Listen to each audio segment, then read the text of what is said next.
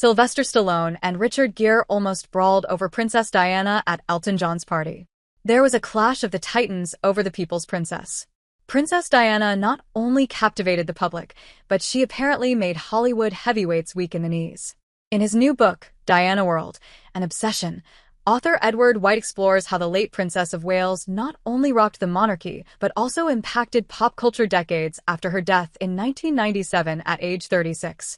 One story White shared in his book about the Diana effect claims Sylvester Stallone and Richard Gere nearly went toe-to-toe over the British royal at Elton John's house in the 90s. The account in the book came from John's husband, David Furnish.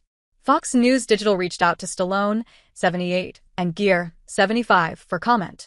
When a fan previously asked Stallone about the alleged incident in an old Instagram post, the actor responded, "Complete fabrication. Biography.com reported.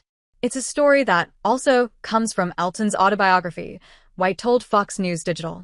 He invited Sylvester Stallone and Richard Gere to a house party that Diana was also at. "I mean, it's Elton John, so probably everyone in the room was like an A-list celebrity or a member of some grand European royal family. So they turned up," White shared. According to Elton John, Sylvester Stallone turned up with the intention of picking up Diana, which is wishful thinking in several ways. But he did that.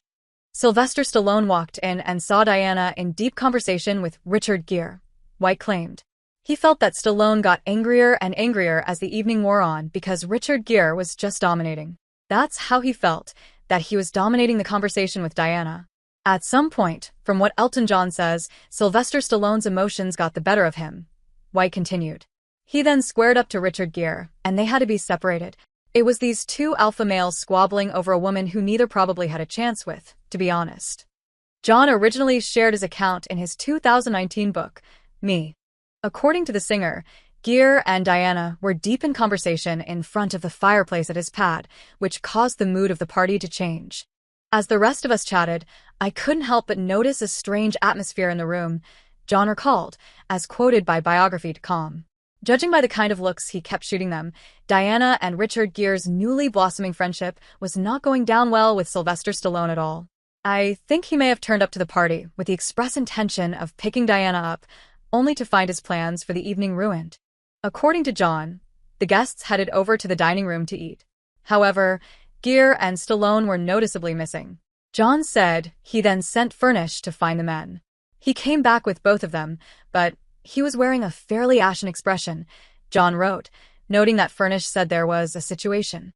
It transpired that he'd discovered Sylvester Stallone and Richard Gere in the corridor, squaring up to each other, apparently about to settle their differences over Diana by having a fistfight, wrote John as quoted by the outlet. The outlet shared that Furnish managed to break up the situation in time for dinner. John, 78, wrote that Diana seemed completely unruffled by it all. Tessa Baring of the Barnardo's Children's Charity claimed that on another occasion, it was clear that Stallone was, like many others, eager to be in Diana's presence. According to Edward's book, Baring described that, during a lunch in London, Stallone really wanted to come and sit next to the Princess of Wales. "We didn't let him do that, but we did let him sit next to a child who was sitting next to the Princess of Wales," said Baring, as quoted by White's book. Baring remembered the occasion because she thought Diana hit upon an effective way of placating the film star, making the child feel included, and indulging her own desire to find out the latest gossip by leaning over and asking Stallone questions about his love life, as though she were asking them on Tracy's behalf. "Tracy, and I want to know if you're married," wrote White.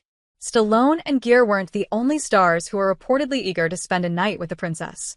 White's book also described how Freddie Mercury, frontman of Queen, managed to get Diana to sneak out of the palace in disguise and head to one of London's most famous gay bars.